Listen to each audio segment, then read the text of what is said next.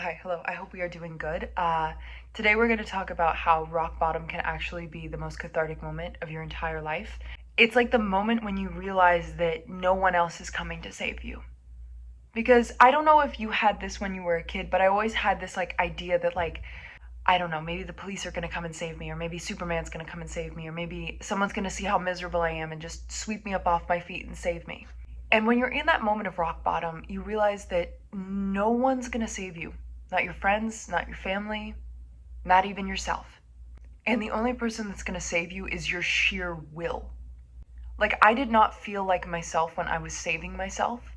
I felt like a robot, and it was awful. But you have to do that for survival, right? I kind of wanted to tell you guys a little bit about my rock bottom and what I did to claw myself out of that moment. And this video is going to be long, so I'm sorry for those of you who don't want to hear me yapping this long, but I want to. And I think it's important that I find happiness through this channel. And if I want to record longer episodes and those longer episodes bring me happiness, then so be it, you know? My rock bottom happened a little before that I started this channel. If you guys didn't know, I was a ballerina for about 9 years. And the end of my career was January 16th of 2023, I believe. And the reason I had to quit from my company was because my body started falling apart underneath me, which was a very haunting moment for a ballerina. Because our body is our art. Our body is everything that we are. If our body does not work, our art cannot exist. Kind of like if you took away a painter's canvas and you said paint, and it's like, well, what am I supposed to paint on? I have nothing to paint on. And when I say that my body started quote unquote falling apart, I mean, my heart rate would start jumping up to 200 when we were still at bar, 15 minutes into class. I noticed that my hip joints started hurting so bad that it hurt to physically walk, let alone dance. And there was even a moment where I went to the ER because I seriously thought that something was wrong internally, with one of my organs I was in so much pain, or I thought I dislocated a hip. I was in so much physical pain I couldn't move because of the pain in my hip, and or I thought I had burst my appendix from the pain. And so I went in, and my hip wasn't dislocated, nothing was wrong. Apparently I subluxated my hip. Apparently the hip had popped halfway out of the joint but not fully, so they popped it back fully in and sent me on my merry way. And no one told me why that happened. On top of that, I was so physically tired and mentally foggy that I was absolutely failing classes. I was not doing well in ballet classes, and my teachers noticed my decline, and they're like, "What is going on with you?" And I'm like, "I have no fucking clue." On top of that, I gained about 20 pounds in a month due to inflammation and hormonal fluctuations that were completely unforeseen and made no sense. And it didn't make sense with the amount of food I was eating and the amount of exercise I was getting a day, why this weight gain happened. And of course, everyone was incredibly kind during this process. No one was harsh with me, no one was yelling at me. Especially in a ballet environment, it's incredibly helpful. I'm very thankful for the support I received from teachers during this time because everyone was just concerned that my health was declining. And I pushed through it. I didn't give a shit. I graduated from the trainee program that I was in, and I started at a company in South Carolina. I danced there until my health issues got to such a point that, like I said, I went to the ER for hip pain. And then I transferred down to a company in Florida because I needed to go to a medical doctor there because there's better doctors in Florida than there are South Carolina. And Florida was the only one taking applicants that I could get into immediately. So I moved down to Florida, and the doctor there that I went to go see, she said, "You have mold poisoning." She did all of these weird tests on me, and she was like, "You have mold poisoning, you have arsenic poisoning," which I don't know how they calculate that, and I was very skeptical. I'm still skeptical, and I don't fully know if that was real or not. But maybe it is, maybe it isn't, I don't know. But all of my cortisol numbers, all of my vitamins and minerals and potassium and sodium, and just everything was off. And I was severely anemic too, and all of my hormones were off, and just everything was off in my body. And so she said, okay, it's the mold. Let's get you on all of these supplements, and in like 6 months' time, you'll be okay. So I was on the medication for 6 months, and nothing happened. I actually got worse on the medication to the point that I was diagnosed with POTS because I felt as though I was about to pass out every single day. And then I noticed that my heart rate was like spiking up to 200 every time I was standing. But when I was lying down, it was 50. So how does that make sense, right? So I went to a cardiologist and they said, yeah, you got POTS. You got POTS. Good girl. Um, and that was when I quit my company because I'm like, I got a heart condition. This isn't going to go away. This is lifelong. Like, nothing can fix this. This isn't like I'm going to wake up one day and I'm going to feel fine, or I'm going to stay on this medication and I'm going to feel fine one day. I'm sick for life with POTS. So I quit my ballet company off of the diagnosis of POTS because I knew that that wasn't going to get better. That was a really heartbreaking moment because I had part of the picture with POTS, but I didn't have the full picture of like, why am I sick? Why am I quitting ballet now? I know I feel so shitty that I can't keep doing this, but why? And that why ate at me this whole time. So carry that feeling with you as I tell you the rest of the story. After I quit ballet, I'm very, very headstrong, and I immediately thought up like, okay, what am I doing next? Where am I going next? I can't sit still with this feeling. So I said to my mom, who I was living with at the time, I'm like, I want to move back to Los Angeles, where I trained as a ballerina. I contacted my old teachers and I'm like, do you have jobs open? They had job openings to be ballet teachers, and I was studying to get my NASM personal trainer certification so that I could be a personal trainer and a ballet teacher, because I knew that you needed at least 2 jobs in LA. And then I wanted to do modeling and acting on the side when I had time, and I found these great apartments in Los Angeles where they were really cheap rent, and I was so excited.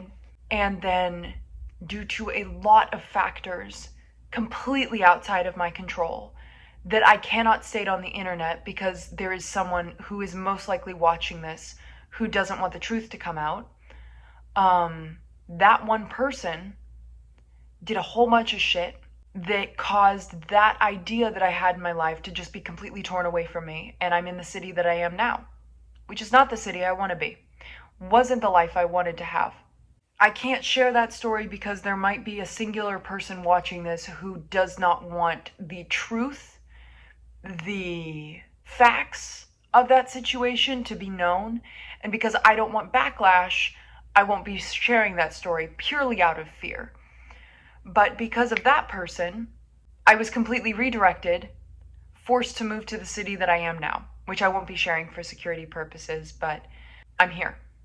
And I never wanted to be here.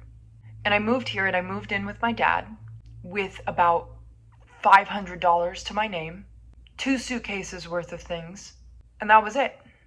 Complete restart in a brand new city with nothing. I didn't even have a driver's license because I hadn't been allowed to get one. That's a whole nother story that I can't go into. But I have 5 different permits from 5 different states, and I was never allowed to fully get a driver's license. So I didn't have that. I didn't have a car. I only had $500, and that was it. So every morning I would wake up and I would go walking around with a heart condition, mind you, where I'm in severe joint pain every single day, and I feel like I'm about to pass out every single day, carrying around salt packets in my pocket and smoking because nicotine took away my pain. Nicotine was the only thing that relieved me of my joint pain for some reason. I don't know the science behind that, but I would literally have salt packets in my pocket because it helps with POTS. For whenever I felt like I was going to pass out, I'd pop a salt packet.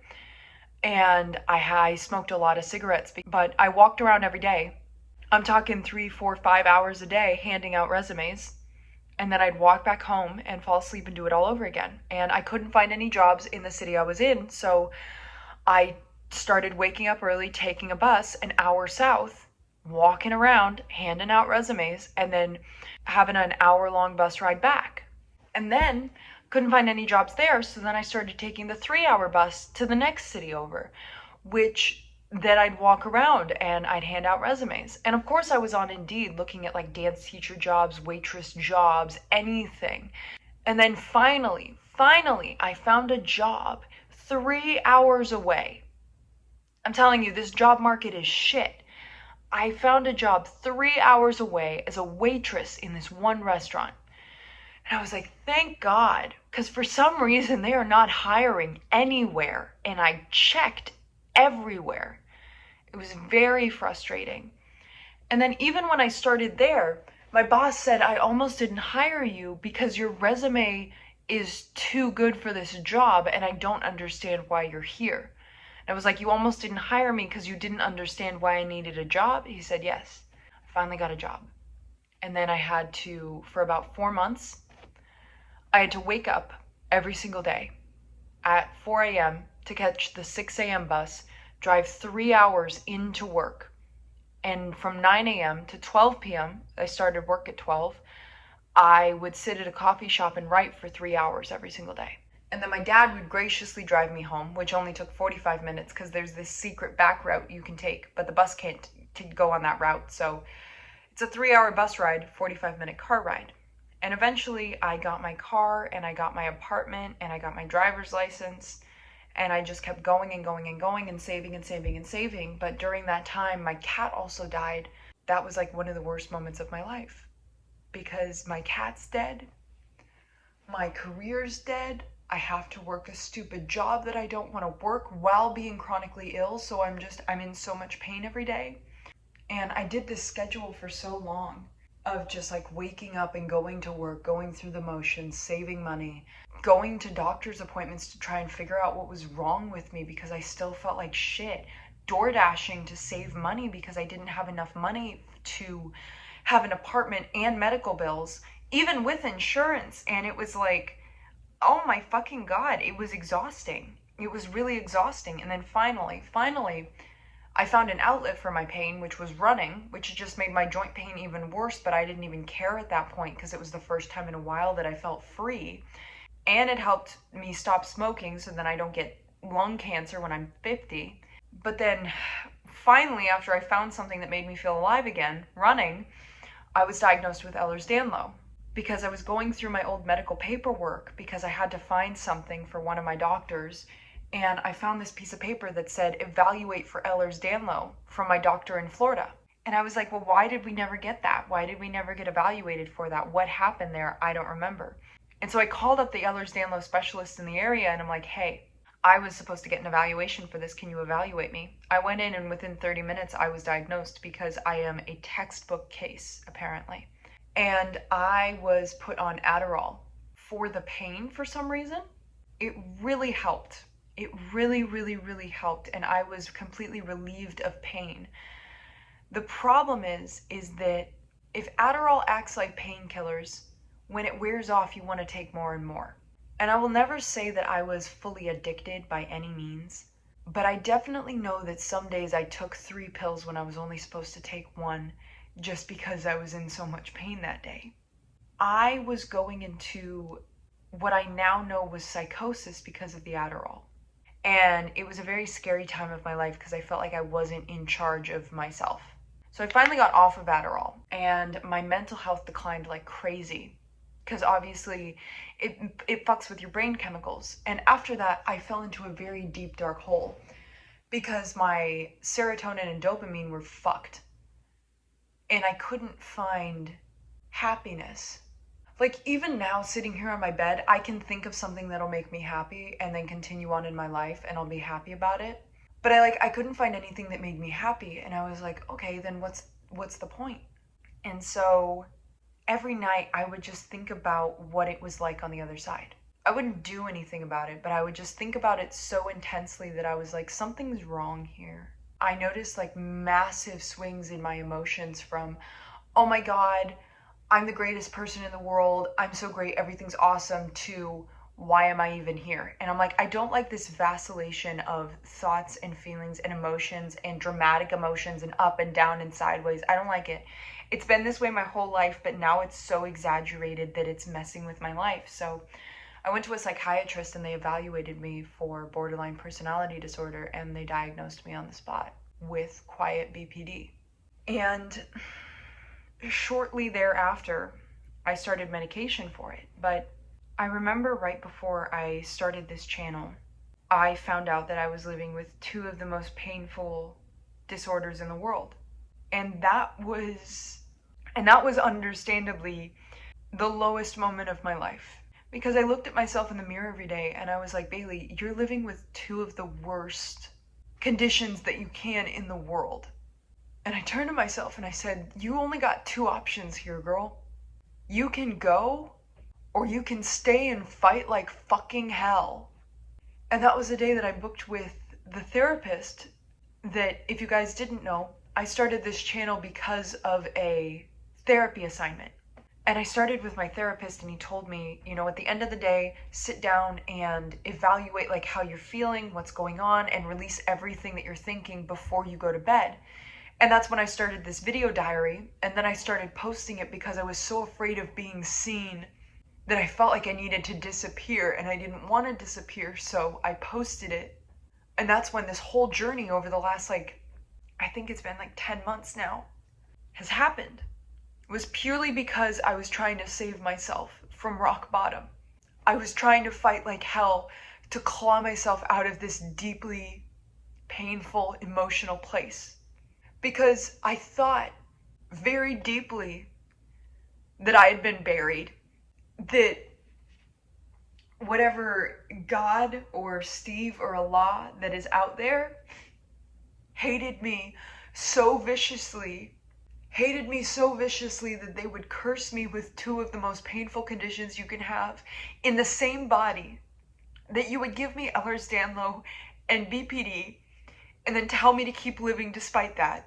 And I was like, what kind of cruel world would create a person like this?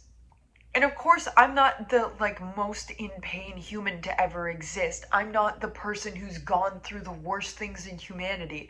I'm very blessed and I'm very privileged.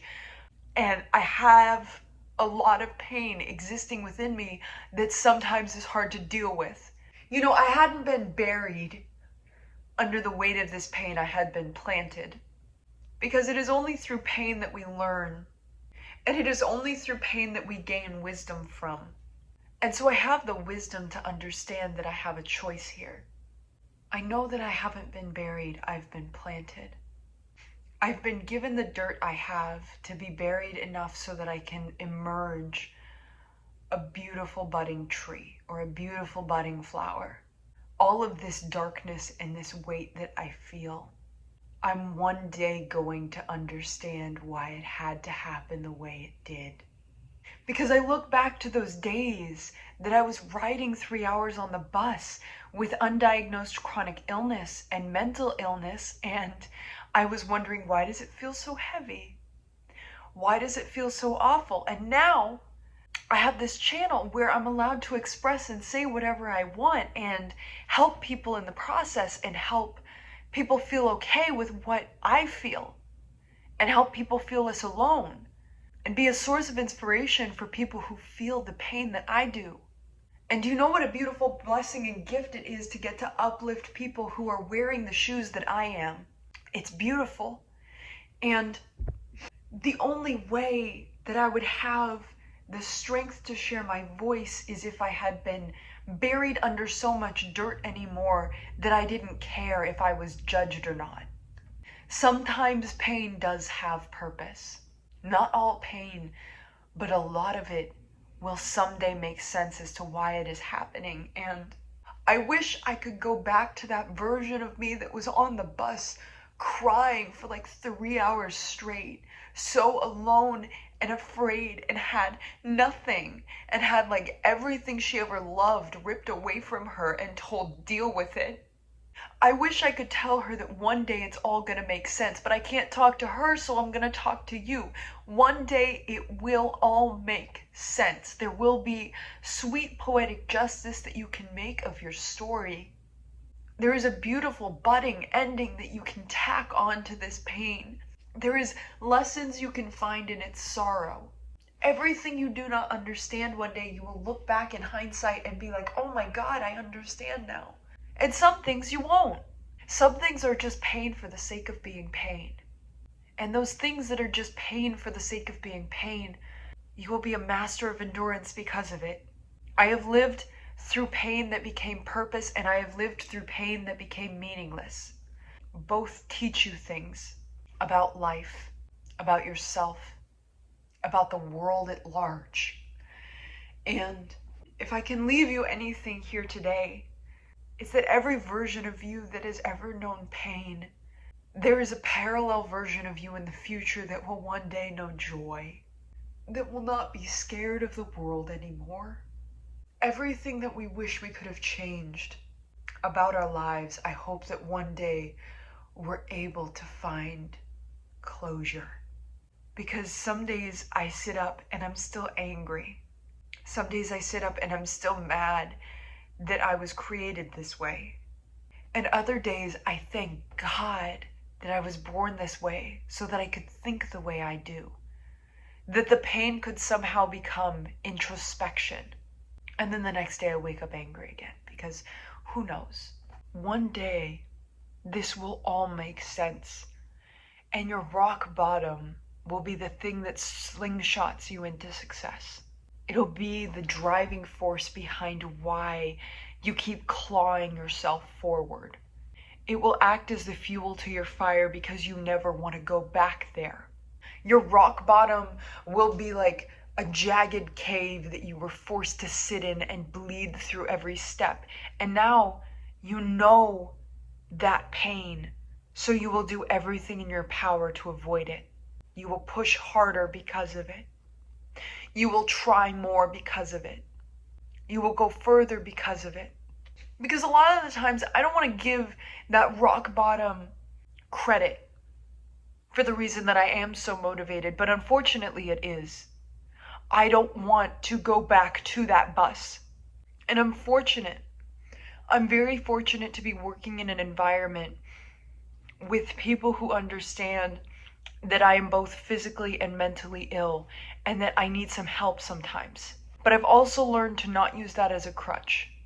And when I say the words that your rock bottom can be your most cathartic moment in the world, what I mean is that when I was sitting on that bus, sobbing my fucking eyes out, when I was sitting in that coffee shop for 3 straight hours, writing hundreds of pages of poetry, trying to make poetic justice out of my story, I was in so much pain that I didn't care what people thought, that I didn't care if people liked what I wrote, that I didn't care if I was judged for anything that I did, that I wasn't cared if I started this channel.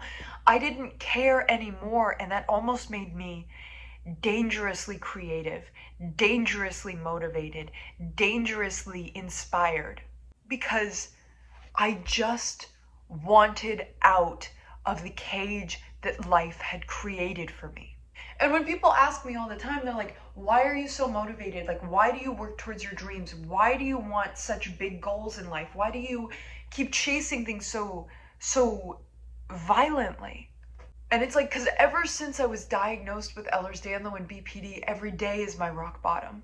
Every day I wake up and I know that there will be pain that I can't escape.